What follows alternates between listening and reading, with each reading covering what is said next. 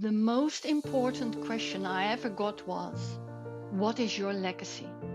Not the material legacy, but if life stops here, how do you want to be remembered? What is that energy? How do people see you? Complaining? Uplifting? What is your frequency legacy? This podcast series is a result of that question. What is my legacy?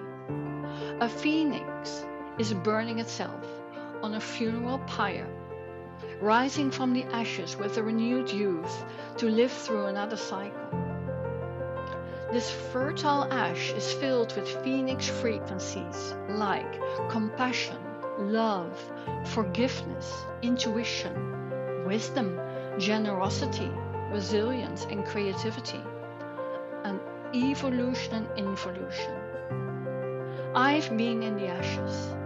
I want to give voice to the phoenix frequencies. On a weekly basis, I share my resources or interview another phoenix. I'm Nienke van Bezooijen and I welcome you if this resonates with you. And I invite you to the courage to rise.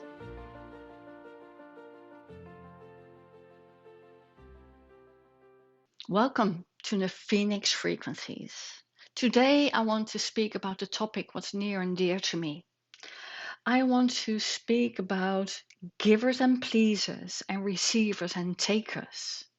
The dimension you can recognize in that is, are you for yourself othering people? So projecting how you feel and in the realm of responsibility of others. So the naming, the blaming, the shaming, often negatively framed. It's your fault if I feel like ... fill in the dots. And it's your fault that I feel an energy drain. Well, is it? Maybe not. In the Phoenix frequencies, I have a slightly different perspective on this. Just before I really crashed and saw the ashes as a phoenix, I made a matrix. The matrix of self-worthiness and happiness. So if you start in the lower left, there is a loss of energy in yourself and the other, and it takes a lot of force and drains.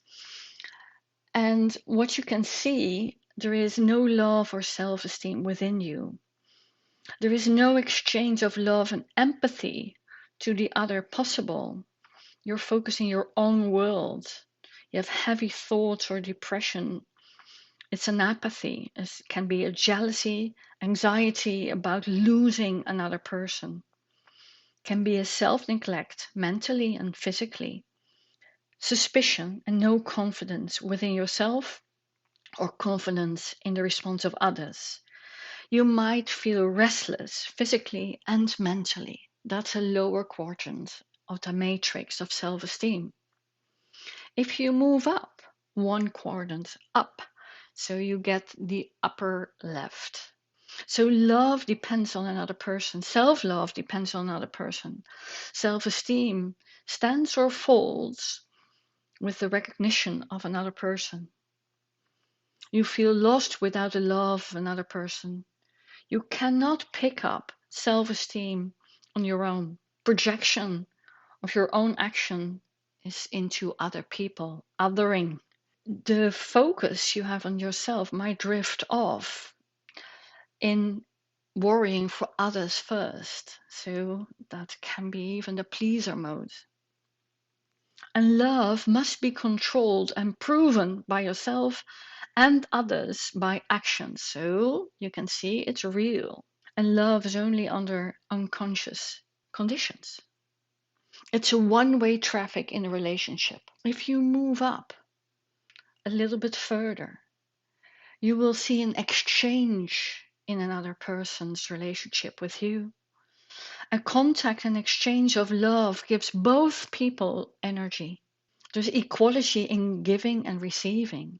There's an equality in self-esteem. And the purpose in life also depends on another person. So if I can't do this for you, my life is meaningless. Well, is it? And togetherness is a source of self-esteem. but might fall apart when the other person leaves. So love exchange naturally between you and another, but still depending in perspectives, how you perceive it. Now, if you come from a perspective of consciousness, where there is an independence on how you are with yourself in relationship with the others, your own resilience to find self-esteem comes from within yourself, not from others. And the independence in receiving and giving love is just because you have it within you. And being with others on the basic of unconditional exchange. So no agendas. And you're not depending on others in to feel how you are self-worthy. It first comes from within you. And it gives a natural confidence in others. So there's no suspicion any longer. It gives an energy to yourself and others effortless effort of love. Well, this whole matrix wasn't really received well in the psychiatric ward my partner was at that time. But anyhow, then I might be othering the psychiatric ward. But if you look at the frequencies of giving, if you are a giver, you can just hold space. Why? Well, just because there is no reason needed. There is no because of expectation for a favor in return. A giver doesn't need confirmation in a response if it landed well. That's a bonus, not a must. But the difference in a giver or a pleaser is the way of expectations from other people, or even within yourself. A pleaser often comes from a fixing or rescuing mindset and showing up related to a response of others. It can be a trigger of self-esteem if that favor isn't received as expected. And pain and hurt, jealousy, reactiveness can be a result of that.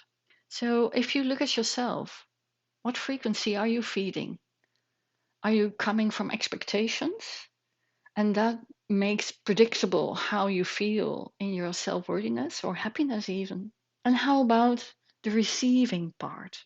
A receiver can receive just because. And oh boy, have I been in trouble with receiving. Giving or even pleasing has been a big part of my life because I thought that was the way I should act to receive love or respect from others. So receiving and self-love, oh boy, where could I find that? It's so much easier to other things. And the receiver can receive in a positive attitude, perhaps gratitude. And if you receive in a more negative frequency, it can be a mirror, a tool, or it can be added with compassion for the ones who give something to you. But most important of all, it's not taking things personal. Don't make it about you. If you receive or if you give, there is no impulse reaction. So in taking, there is an impulse reaction. So for example, how do you respond if someone gives you a compliment? Can you just say thank you? Or do you receive something like, oh no, it's not a big deal, doesn't mean a lot, da da da da da da, just othering things and just putting the things outside yourself? Or can you just receive and not take? A taker is in the same frequency as the pleaser, from expectations, taking because you own, you deserve, or you need, or you want something. So, where do you want to be? Do you want to be a giver and a receiver? Or do you feel more comfortable in othering, not taking your self-responsibility? Even if it's hard to be with your self-worthiness, self-respect, self-love.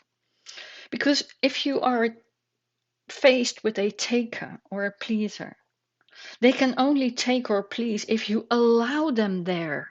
If you allow to be pleased or being taken something, no matter how well meant perhaps, it can do a lot in how you perceive your own energy. So if you don't allow and have healthy boundaries coming from love or even tough love, it makes life so much easier. In the fertile ash of a phoenix, there's either clarity in pleasing or taking, or just no resonance any longer. The reason I've been and seeing the ashes of phoenixing is because I compromised myself over and over again for others, because I thought that was the way to be. By now, I know it isn't. From the phoenix frequencies, I can leave the luggage of other people's othering behind. And I wish for you, you can do the same. Leave naming, blaming, shaming. Leave othering. Just take your own self responsibility and be good with yourself. From there, you can rise clean and neutral. So I wish for you, dare to rise in the frequencies that deserve you so you can serve others too.